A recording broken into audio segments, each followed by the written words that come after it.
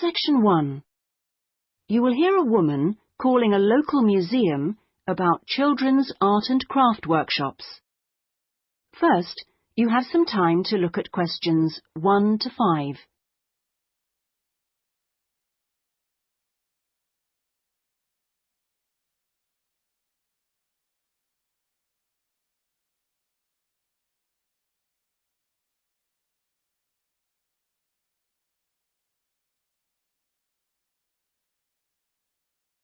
You will see that there is an example that has been done for you. On this occasion only, the conversation relating to this will be played first. Good morning, Sidmouth Museum. Can I help you? Oh, yes. Good morning. I'm interested in the children's workshops, and I'd like a little more information, please. Do you mean the art and craft workshops? Yes, a friend of a friend mentioned them. The children do painting and make models and so forth. Yes, of course. Where to begin? First of all, as you probably know, they run every Saturday. The workshops are organised every Saturday, so Saturday has been written in the space. Now we shall begin. You should answer the questions as you listen, because you will not hear the recording a second time. Listen carefully and answer questions 1 to 5. Good morning, Sidmouth Museum. Can I help you? Oh, yes. Good morning. I'm interested in the children's workshops, and I'd like a little more information, please. Do you mean the art and craft workshops? Yes, a friend of a friend mentioned them. The children do painting and make models and so forth. Yes, of course. Where to begin? First of all, as you probably know, they run every Saturday. Fine. And what about ages? Well, all ages from 5 upwards are welcome, though we do ask that children below 8 years of age are accompanied by an adult. Fine. That wouldn't be a problem. What about cost? Well, I think you'll find them very reasonable. It's £2.50 a child, with 80p off for 2 or more children from the same family. Oh, yes. Very reasonable. And are they held in the main museum? Not exactly. They're nearby. Could you give me the full address? I don't know the area very well. Yes. It's Winter House. Right. And that's in Tamer Street. Could you spell that, please? Yes. Tamer Street. Lovely. And I do need to tell you that there's a security entrance, so you need to press the green button for someone to let you in. Don't press the red button, please. But don't worry, it's all clearly labelled. Okay. And one more question. Is parking available nearby? We're driving in from out of town. Your best bet is to leave your car at the back of the library. On a Saturday morning, there are plenty of spaces there. It's right next door to the museum. And can I ask about booking places? Yes, and I must tell you, you really should book by calling the education department here. Oh, I'm sorry. Should I have rung them instead of the main museum number? No, that's fine this time. Please don't worry. But for future reference, I'll give you the direct number. It's 200-765. Great. I've got that. Before you hear the rest of the conversation, you have some time to look at questions 6 to 10.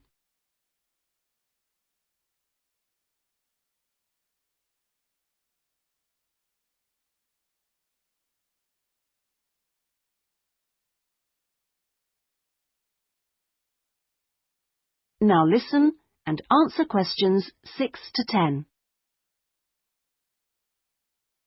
But I'm very happy to give you information about the next 2 workshops. On Saturday the 16th, there's building castles. Oh, sounds great. This involves quite a bit of glue, so just make sure the kids are in old clothes. I know. Ones I don't mind getting mucky. Exactly. And if possible, could you bring along bottle tops, which the children might be able to use in the models, as decoration? We'll certainly try to find some for you. Then the following week... That'll be the 23rd, won't it? Yes, that's right. On that day, it's what we call undersea worlds. This is where they make scenes with fishes, underground caverns, and so on. Is that likely to get very dirty? Lots of paint splashes? Not really, so we don't recommend any special clothes for that one. But if you could search out some silver paper to bring along to use in the sessions, it's shiny, it looks like water, that'd be great. Yes, of course. We'll see what we can come up with. Well, thank you ever so much for all your help. The sessions sound really good, and I'll certainly book up for the next 2. Lovely. Thanks very much for ringing. Bye. Bye-bye. That is the end of section 1. You now have half a minute to check your answers.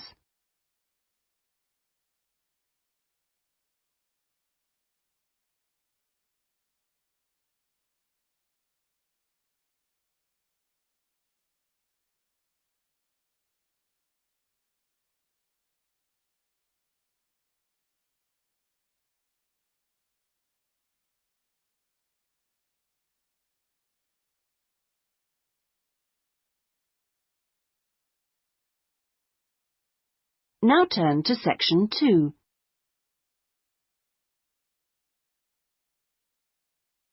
Section 2.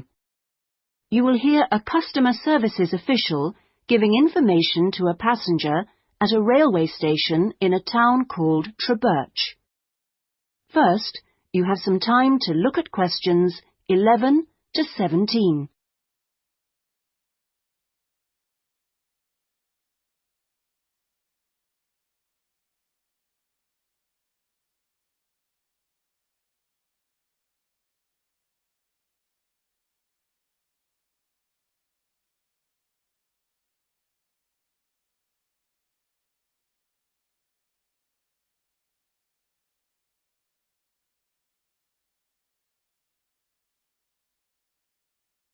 Now listen carefully and answer questions 11 to 17. Hello. My family and I are staying here in Trebirch for a week or 2, and we wanted to know about the train services. We're hoping to do a few local trips. Okay. Well, I can give you lots of details about all the trains going from Trebirch in the southwest. This leaflet will be very helpful, but I can tell you some of the main things. We've got 2 main train stations in the town. King Street is for local commuter lines and regional services. What about trains to London? I'll need to go there on business for one day. Then you need to go to Central Station. That's for all the national services. There are regular trains to London. They leave Trebirch every half hour on weekdays and every hour at weekends. It takes about 2 hours, a bit longer on Sundays. You've got a choice of first and second class, and there's a buffet car, though refreshments are included in the cost of a first-class ticket. Ah, right. And have you got any information on different ticket types? Yes, there's a range of ticket prices depending on when you travel and when you buy your ticket. There's a standard open ticket, which doesn't have any restrictions. This can be bought in advance or on the day. You can also get various discounted tickets. A popular one is called the Super Save, and this is okay for travel after 8:45. Then there is the special ticket, which is valid for travel after 10:15. The special tickets are also valid for travel at weekends. The cheapest tickets are called advance, and you have to buy them at least 6 days ahead. Only a certain number are available, and you have to make seat reservations for these. Before you hear the rest of the conversation, you have some time to look at questions 18 to 20.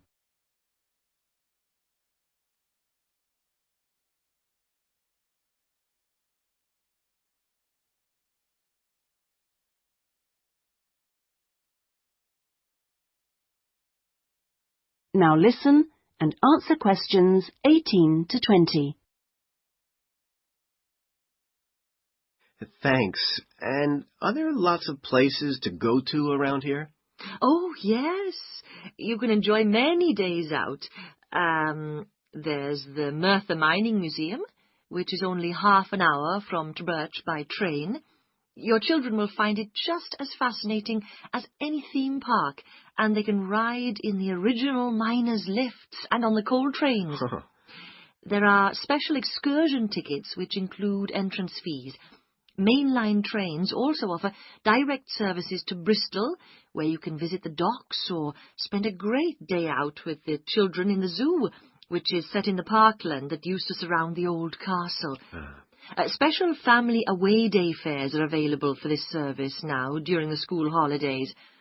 Alternatively, you can be in Birmingham in only an hour and a half, where there's lots to see and do, including the new and internationally acclaimed climbing wall, built on the site of the old aquarium.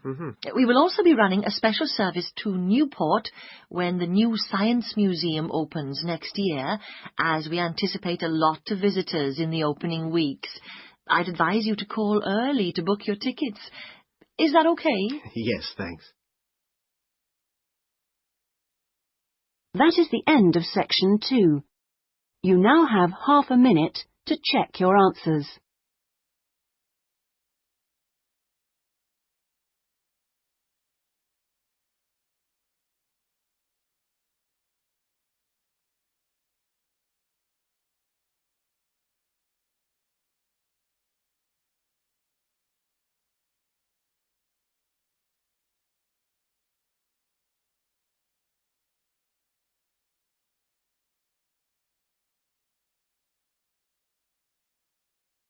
Now turn to section 3.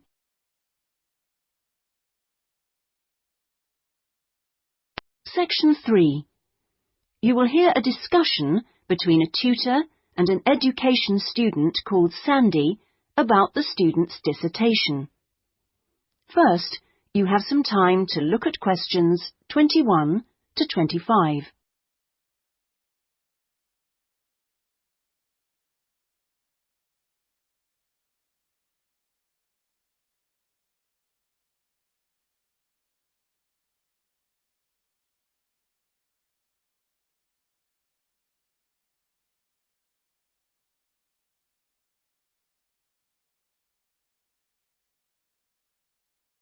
Now listen carefully and answer questions 21 to 25. Hello, Sandy. How have you been getting on with your dissertation? Fine. And I've been working hard on the various action points we agreed on our last tutorial. Do you want to talk me through what you've done? Yeah, sure. Well, we agreed on 3 main targets for me to aim for. The first one was to find out about suitable data analysis software. Yes. And what I decided to do was to look through catalogues specialising in IT. That's a good idea. What did you come up with? I found the names of 2 promising ones. Right. But I also thought it'd be worthwhile talking to a lecturer. Oh, right. Who did you see? Jane Prince. Do you know her? She's in the computer centre? Yes, of course. She's the new head. Yes, well, she was very helpful. Oh, that's good. Did she suggest anything in particular? Yeah, she recommended software called VVAT and said I should book up for a couple of practice sessions using VVAT. Great. I'm sure you'll find them useful. And, of course, the second target was to draw up a survey checklist, which Yes, you emailed me it last week. Have you had a chance to look? Of course. I think it's good. Very much on the right lines.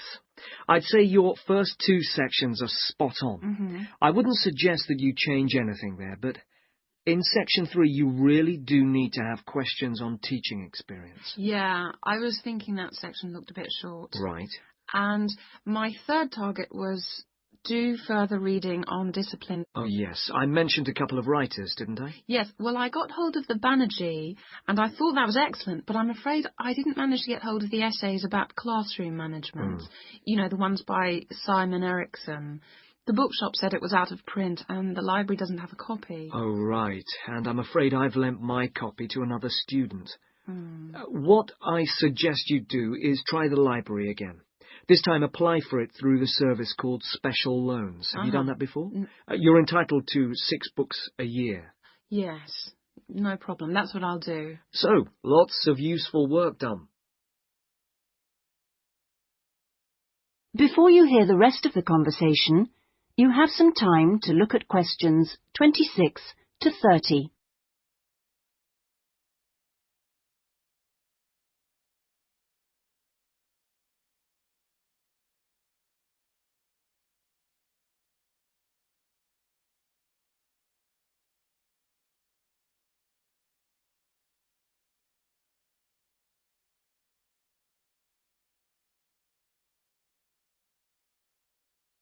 Now listen and answer questions 26 to 30.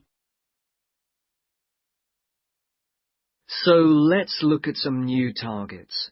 We'll start by having a chat about your Chapter 1. I very much enjoyed reading it.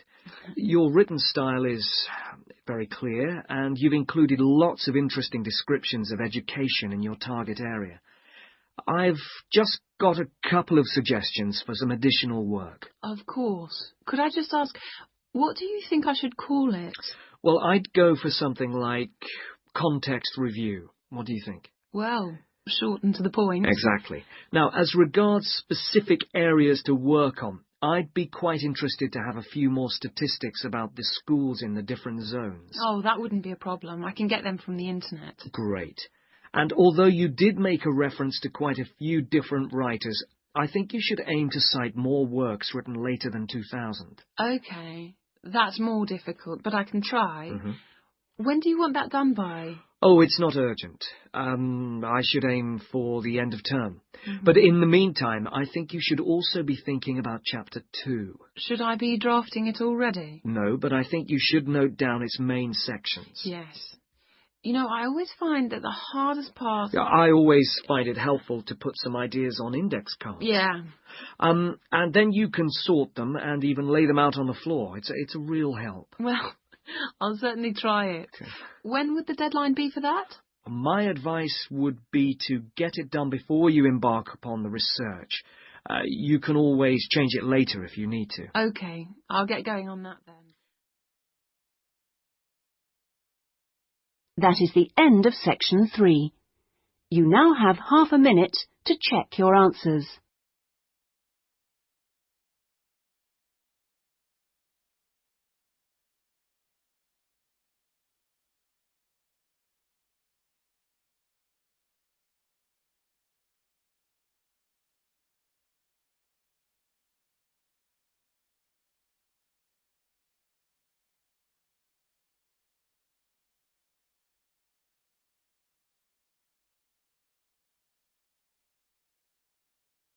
Now turn to section 4.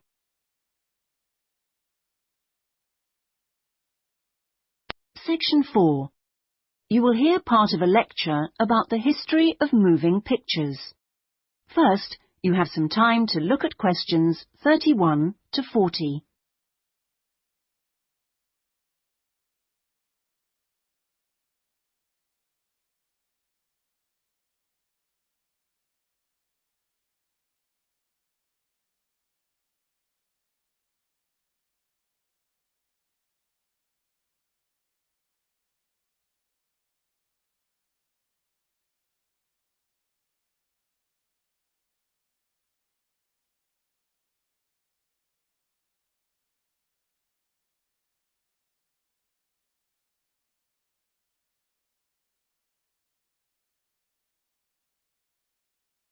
Now listen carefully and answer questions 31 to 40.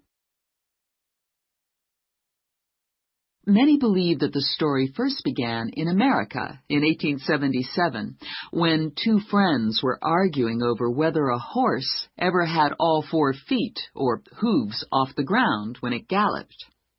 To settle the bet, a photographer was asked to photograph a horse galloping, and the bet was settled because you could see that all the hooves were off the ground in some of the photos. What was even more interesting was that if the photos were shown in quick succession, the horse looked like it was running. In other words, moving pictures. The person who became interested in taking the moving pictures to its next step was the famous American inventor Thomas Edison. Actually, he didn't do the work himself, but rather asked a young Scotsman in his employ to design a system, which he did. Now, this young fellow was clever, because the first thing he did was study other systems, primitive as they were, of moving pictures, and then put all the existing technologies together to make the first entire motion picture system. He designed a camera, a projection device, and the film. The system was first shown in New York in 1894 and was really very popular. Apparently, people lined up around the block to see the wonderful new invention. There were, however, a couple of problems with the system. The camera weighed over 200 kilograms, and only one person at a time could see the film. Well now, news of the new system in America traveled fast, and a number of rival European systems started to appear once people had heard about it. The single problem with all the systems was they couldn't really project the film onto a screen, so more than one person could see it. Then, in 1895, 3 systems were all developed, more or less at the same time and independently of each other. I guess the most famous of these was by the Lumière brothers from France, and they called their system the cinematograph, which of course is where the word cinema comes from. There were also 2 brothers in Germany who developed a successful system, and they called it a bioscope. Well, now once the problem of projection had been solved, the next challenge for the inventors was to make the films longer and more interesting. A continuing problem at the time was that the films had a tendency to break when they were being played, a problem which was caused by the tension between the 2 wheels, or reels as they are called, which hold the film. Now, this problem was solved by 2 American brothers. They developed the Lantham loop, which was the simple addition of a 3rd reel between the 2 main reels, and this took all the tension away, with the result that the film stopped snapping.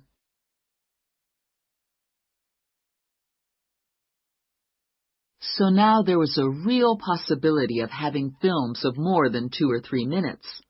And this led to the making of the Great Train Robbery, the very first movie made.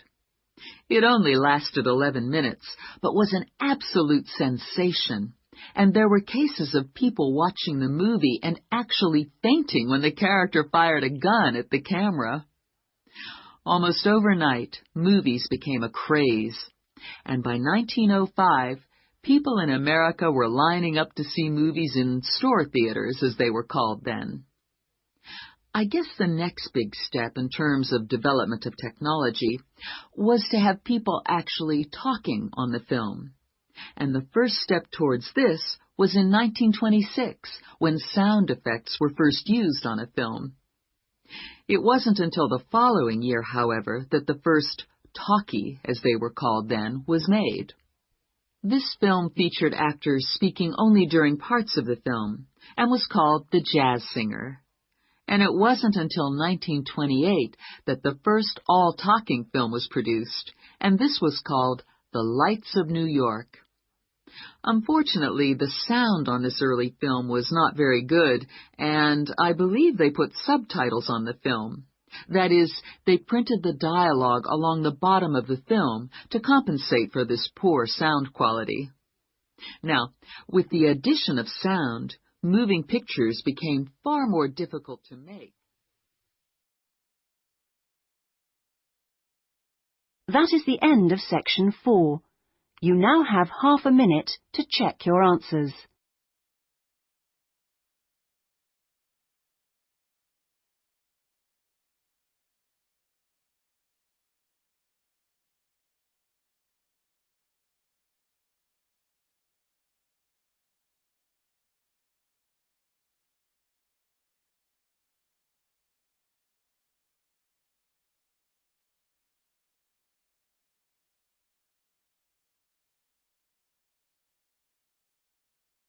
That is the end of the listening test. In the IELTS test, you would now have 10 minutes to transfer your answers to the listening answer sheet.